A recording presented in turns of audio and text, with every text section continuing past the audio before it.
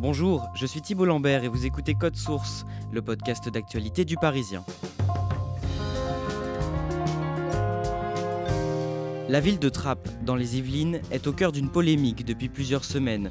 Un professeur de philosophie, Didier Lemaire, ne veut plus retourner dans le lycée où il enseigne depuis 20 ans. Il dit être la cible de menaces de mort pour avoir dénoncé l'influence de plus en plus grande, selon lui, de la mouvance islamiste sur ses élèves et sur les habitants de la commune. Plusieurs mois après l'assassinat de Samuel Paty, dans ce même département, ses propos ont fait les gros titres des médias nationaux. Jeanne Cassard, journaliste à l'édition du Parisien dans les Yvelines, revient sur cette affaire dans Code Source.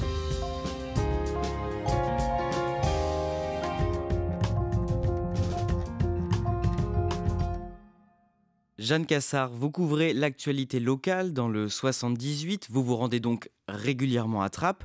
C'est comment cette ville ? Trappes, c'est une ville de 32 000 habitants qui est située à peu près à une trentaine de kilomètres de Paris, dans les Yvelines. C'est une ville populaire où on trouve des quartiers pavillonnaires, mais aussi des HLM. C'est pas une ville complètement bétonnée comme on pourrait se l'imaginer, parce qu'il y a des forêts aux alentours et puis il y a même un étang dans la ville. Et c'est une ville dont on parle régulièrement parce que plusieurs stars ont grandi là-bas. Il y a Jamel Debbouze, Omar Sy, Nicolas Anelka qui ont tous grandi dans le quartier des Merisiers. Et puis il y a aussi le rappeur La Fouine qui vient de Trappes. On va remonter au début de cette polémique, le vendredi 5 février. Ce jour-là, un article est publié sur le site internet de l'hebdomadaire Le Point. Il est consacré à Didier Lemaire. Qui est cet homme ? Alors Didier Lemaire, c'est un prof de philo qui enseigne depuis 20 ans au lycée La Plaine de Naufle à Trappes. C'est un père de famille, il a une quarantaine d'années. Physiquement, il a les cheveux assez longs, il est brun. Il est aussi assez élégant puisqu'à chaque fois qu'on le voit, il a une chemise et un petit foulard. Et que dit Didier Lemaire justement dans cet article ? Dans cet article, il raconte que depuis plusieurs semaines, il est contraint de se rendre au lycée sous escorte policière armée. Il estime ne plus être en sécurité et il attend rien d'autre que son exfiltration en fait. Par exemple, il va raconter qu'à chaque fois qu'il monte dans sa voiture, il vérifie que ses portières sont bien fermées, qu'il n'est pas suivi. Il parle aussi de tentatives d'intimidation de certains habitants de la ville, qu'il ne nomme pas. Et il raconte aussi que le maire de la ville, Ali Rabeh, l'accuse d'être islamophobe et raciste. Et selon lui, en disant ça, Ali Rabeh le jette en pâture et le met en danger.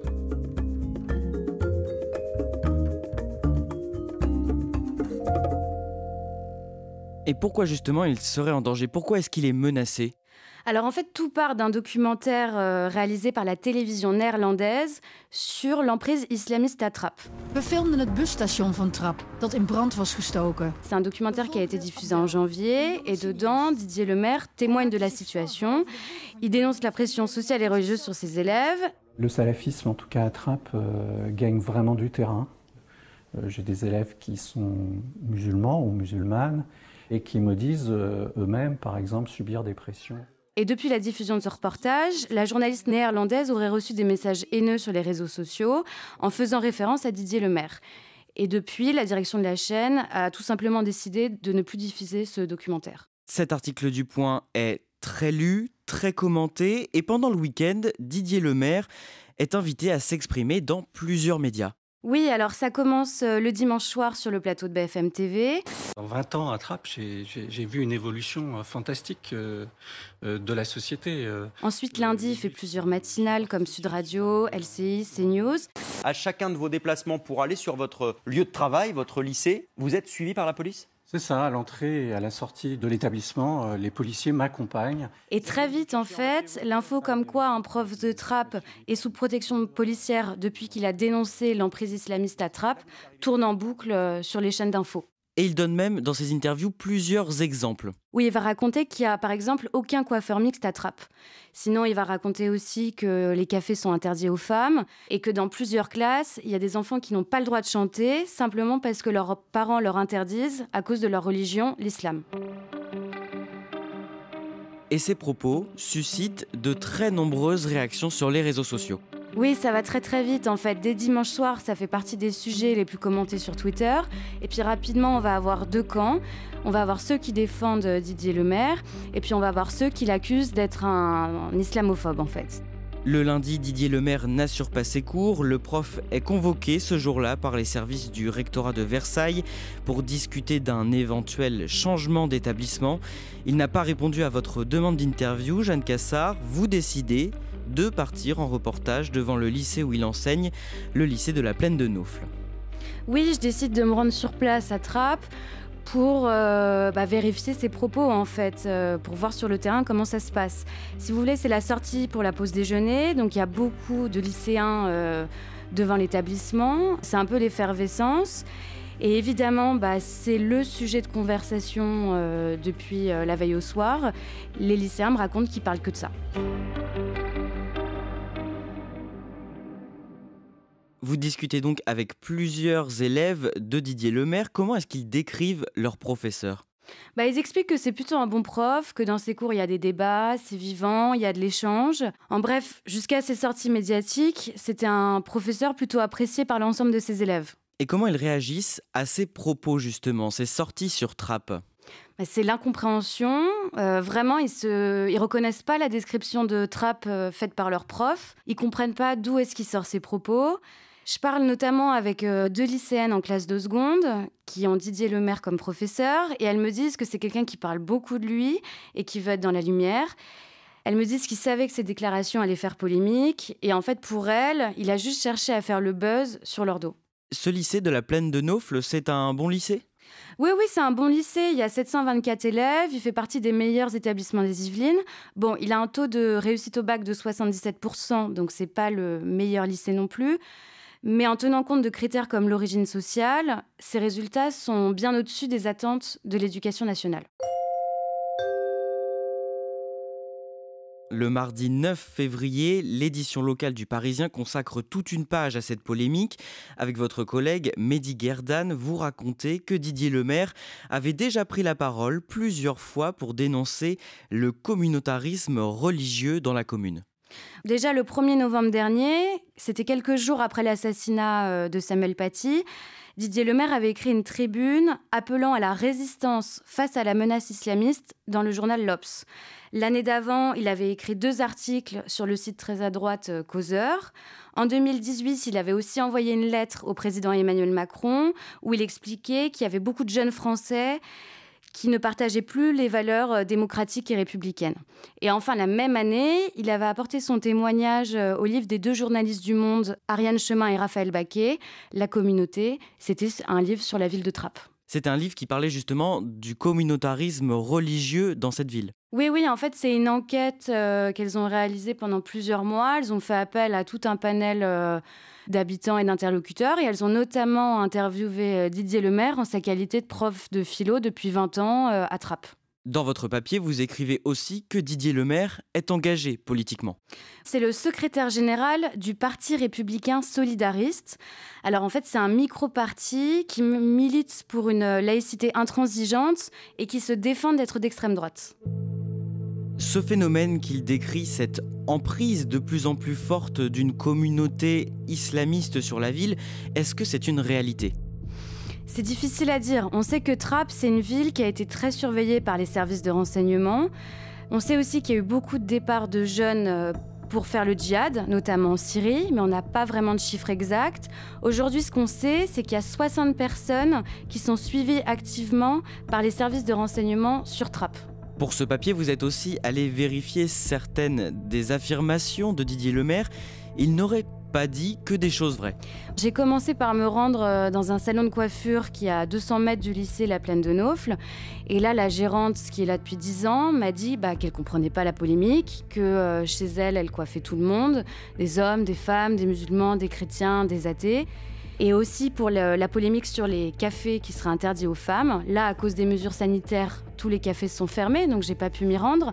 Mais j'ai demandé à plusieurs habitants et ils m'ont expliqué que non, à Trappes, il n'y avait pas de café interdit aux femmes. Le jeudi 11 février, le maire de Trappes, Ali Rabet, qui dénonce depuis plusieurs jours les propos de Didier Lemaire, mais se défend de l'avoir traité d'islamophobe, se rend au lycée de la Plaine de Naufle. Qui est-il d'un mot ? Alors, Ali Rabeh, il a 36 ans, c'est le maire de Trappes depuis quelques mois. Il a été élu avec 40% des voix en mai, face à l'ancien maire qui, lui, était en poste depuis 19 ans. En fait, c'était son adjoint à la jeunesse et au sport. Ali Rabeh, il est membre du parti Génération, c'est un poulain de Benoît Hamon. Il a été son assistant parlementaire, ensuite son chef de cabinet à l'économie sociale et solidaire. Ali Rabeh, c'est un enfant de la banlieue qui a réussi, et ça, il en est fier et il le revendique. Et son avenir en tant que maire est compromis. Oui, en fait, son élection a été annulée au début du mois de février par le tribunal administratif de Versailles. Et en fait, ce qu'on lui reproche, c'est d'avoir, pendant la campagne de l'entre-deux tours qui s'est un peu éternisée, c'est d'avoir mené des actions caritatives avec son association et de ne pas avoir déclaré ses comptes. Et malgré cette décision, il est pour l'instant toujours le maire de Trappes. Oui, il reste toujours maire. En fait, il a fait immédiatement appel du jugement et il sera fixé dans les 6 mois. Qu'est-ce qu'il est venu faire ce jour-là, ce 11 février, dans le lycée de Didier Lemaire ? Il avait des tracts avec lui qu'il a distribués aux élèves dans les couloirs. Il dit aussi qu'il a échangé avec eux. En fait, il explique que c'était pas du tout pour remettre de l'huile sur le feu, c'était pour apaiser le débat. Il dit que c'était pas un tract politique, mais une lettre bienveillante pour soutenir les élèves et pour leur expliquer qu'il faut qu'ils réussissent à l'école. Moi, il me l'a envoyé, cette lettre, j'ai pu la lire. Il défend la liberté d'expression, il s'en prend pas aux professeurs de philosophie. Il encourage plutôt les élèves à se concentrer sur leurs études et à arrêter de parler de la polémique. Et cette opération va immédiatement susciter de nombreuses indignations. Oui, en fait, dans la journée, Jean-Michel Blanquer, le ministre de l'Éducation nationale, condamne fermement ce qu'il appelle une intrusion du maire de Trappes au sein du lycée et il estime qu'Ali Rabeh fait de la récupération politique. À un moment, le ministère envisage de porter plainte contre l'élu, mais finalement, ça ne se fait pas. Et ensuite, on a aussi Valérie Pécresse qui demande carrément la révocation du maire. Le lendemain, Ali Rabeh participe à une émission de CNews animée par Jean-Marc Morandini. Bonjour et merci de nous retrouver. On est en direct de Trappes aujourd'hui pour une émission exceptionnelle. Ça se passe vendredi matin sur la place du marché de Trappes, dans le quartier des Merisiers. Les journalistes échangent avec les habitants. Et en fait, assez vite, Jean-Marc Morandini lui demande ce qu'il faisait au lycée de la Plaine de Naufle la veille. Et là, Ali Rabeh s'énerve très rapidement. Non, mais écoutez, moi je vous laisse débattre de ces sujets si ça vous intéresse. Mais non, mais ça vous concerne, monsieur le maire. Mairie m'occuper des Monsieur le maire, ça vous concerne. Si vous êtes en train de polémiquer sur une affaire de lycée. Monsieur le maire, Il dit que les procédés de Morandini sont déloyaux. Votre collaborateur et vous-même, vous êtes engagés à ne pas aborder un sujet périphérique alors que nous sommes sur le dur, sur le cœur des problèmes de la ville de Trappes. Vous avez décidé d'y passer 10 minutes, c'est votre choix. Si vous aviez répondu tout de suite, on y serait passé 2 minutes, monsieur le maire. Sur le fond. Et on va avancer. J'ai répondu sur le fond. Et on va avancer. Par contre, je dénonce formellement à votre antenne l'incapacité des journalistes à respecter leurs paroles et c'est dommage. Monsieur le maire, je ne me Que c'était seulement une lettre qu'il a distribuée dans le lycée et que ça doit s'arrêter là. Le samedi 13 février, le parquet de Versailles ouvre une enquête confiée à la police judiciaire des Yvelines pour menace de mort contre ce maire. Oui, en fait, Ali Rabeh, il explique que depuis le premier jour de cette affaire, il reçoit tous les jours des menaces de mort sur les réseaux sociaux. Mais au bout d'un moment, la tension monte d'un cran, puisqu'il me raconte qu'il a eu connaissance d'un projet d'attentat à son encontre. Et en fait, depuis ça, lui qui avait une surveillance des policiers va bénéficier d'une protection rapprochée. Alors cette histoire d'attentat, nous on n'a pas pu se le faire confirmer par les sources policières qui disent qu'il est bien menacé, qu'il reçoit bien des menaces de mort, mais sur le sujet attentat, on n'a pas eu de confirmation. Vous qui couvrez l'affaire depuis une semaine à ce moment-là, qu'est-ce que vous vous dites ? Je me dis que ça va jamais se finir en fait, que les protagonistes de cette histoire ont peut-être été un peu dépassés par les événements. Ça prend finalement des proportions assez dingues, quoi. On en parle tous les jours dans les grands médias nationaux, ça fait la une de l'actualité et cette affaire prend une tournure vraiment plus grave. Jeanne Cassard, le lundi 16 février, Didier Lemaire accepte finalement de vous accorder une interview par téléphone. Alors il est en vacances très loin de Paris. Je le rappelle car mon message de la semaine dernière était resté sans réponse. Donc je me dis que je vais retenter de le joindre. Et là, ce coup-ci, il me dit qu'il est d'accord. Alors au début, il veut pas dire grand-chose, il me dit qu'il veut pas rajouter de l'huile sur le feu, mais finalement, il va être assez bavard pendant cette interview. Vous le trouvez comment au téléphone ? Alors moi, je le trouve plutôt calme, posé, il est à l'aise. Il me dit qu'il se repose, qu'il est loin de toute l'agitation dont il fait l'objet, qu'il suit d'ailleurs même pas spécialement dans les journaux cette affaire. Il m'explique aussi qu'il pourra plus revenir au lycée, ni être prof, mais que si c'était le prix à payer, c'est pas grave. Et en plus, il me dit qu'il a même déjà reçu des propositions d'emploi.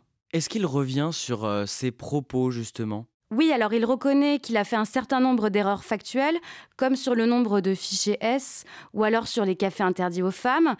Il dit par exemple sur les coiffeurs mixtes qu'il s'est basé sur une enquête du Figaro.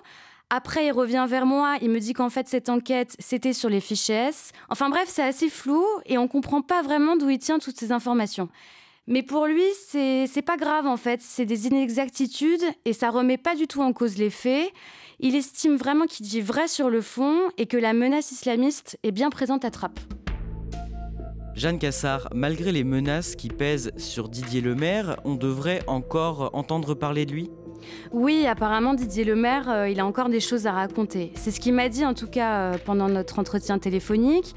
Il m'a expliqué que d'ici la rentrée des classes, il devrait s'exprimer, mais il n'a rien précisé de plus. Finalement, il a encore accordé il y a quelques jours un entretien au Figaro où il raconte encore une fois qu'à Trappes, on n'est plus en France. Tout au long de cette affaire, pour nourrir vos papiers, vous avez aussi discuté à plusieurs reprises avec des habitants de Trappes. Qu'est-ce que vous retenez de ces échanges ? Les gens commencent malheureusement à être habitués à voir leur ville systématiquement dénigrée dans les médias. Ils sont pas vraiment en colère, ils sont plus lassés. Bon, ils reconnaissent qu'il y a des problèmes à Trappes, que ce soit au niveau de l'insécurité, au niveau de la mouvance islamiste, mais ils me disent qu'il ne faut pas pointer du doigt l'ensemble de la population, que Trappes, c'est une ville qui va beaucoup mieux depuis 20 ans, qu'il y a moins d'insécurité, qu'il y a plus de pavillons, bref, que les gens s'y sentent bien. Ils espèrent que cette histoire va retomber aussi vite qu'elle est apparue.